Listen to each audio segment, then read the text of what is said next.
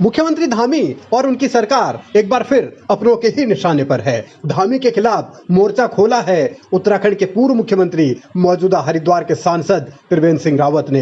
धामी सरकार की कानून व्यवस्था को लेकर गंभीर सवाल त्रिवेंद्र रावत ने एक हफ्ते के दरमियान दूसरी बार उठाए हैं। त्रिवेंद्र के बयानों में यह साफ झलक रहा है कि उत्तराखंड बीजेपी के भीतर सब कुछ ठीक नहीं है। पुलिस की जो ड्यूटी है, जो उनकी पुलिसिंग है, वो जहां होनी चाहिए उसके इतर कहीं और काम में पुलिस लगी हुई है। और इसलिए मैंने ये बात उठाई थी। आज मैंने हरिद्वार के जो एसएसपी हैं उनसे बातचीत की है और उन्होंने मुझे आश्वस्त किया है कि हम बहुत जल्दी उन अपराधियों को पकड़ लेंगे। उन्होंने कुछ गिरोहों पर शक भी प्रकट किया है, तो मैंने उनसे कहा कि भाई आप इसको करिए और ये स्थिति ठीक नहीं है।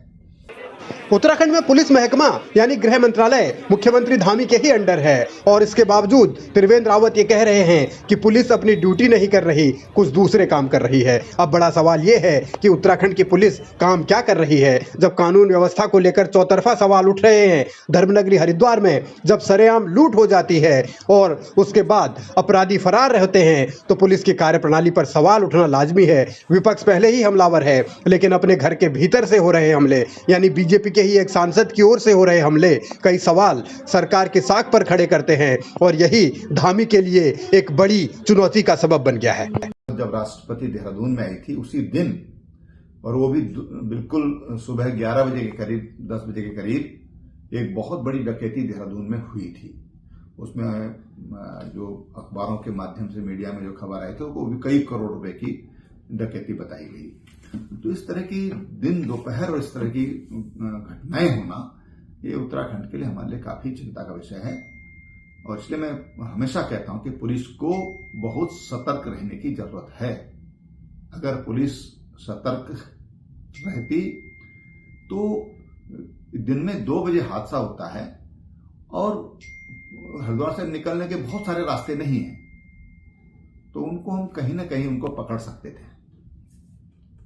एक साल के भीतर उत्तराखंड में 2 बड़ी वारदातें हुई। पहले देहरादून में हुई जहां राष्ट्रपति के दौरे के दरमियान लूट हुई थी और अब हरिद्वार में उपराष्ट्रपति के उत्तराखंड दौरे के दौरान ये लूट हुई। तो सवाल है कि आखिर जब वीवीआईपी मूवमेंट होता है तब कानून व्यवस्था चुस्त होने की बजाय सुस्त क्यों हो जाती है? आखिर कैसे अपराधी इस बड़ी वारदातों को अंजाम दे देते हैं? हरिद्वार में व्यापारी आक्रोशित हैं, आवाज उठा रहे हैं, सुरक्षा की गुहार लगा रहे हैं, लेकिन सुरक्षा कहाँ है? कानून व्यवस्था कहाँ है? सिस्टम कहां है? पुलिस क्या कर रही है? इसे लेकर जब एक पूर्व मुख्यमंत्री और एक सांसद ये कहते हों कि पुलिस अपना काम नहीं कर रही, दूसरे काम कर रही है, तब सवाल और भी उठते हैं कि आखिर किस रूप में उत्तराखंड चल रहा है, कैसे पूरा का पूरा सिस्टम कोलैप्स हो गया है। कानून व्यवस्था को लेकर जो दावे धामी कर रहे हैं या जो बातें उनकी तरफ से कही जा रही हैं, वो बातें धरातल पर क्यों नहीं दिख रही? एक के बाद एक वारदातें और उसके ऊपर बीजेपी के ही नेता अगर सवाल उठा रहे हों तो फिर मामला और भी गंभीर हो जाता है। अब बड़ा सवाल है कि बीजेपी की ये अंदरूनी लड़ाई क्या उत्तराखंड में अब चौराहे पर आ चुकी है? क्या कानून व्यवस्था के बहाने त्रिवेंद्र रावत ने धामी के खिलाफ, धामी की सरकार के खिलाफ खुला मोर्चा खोल दिया है?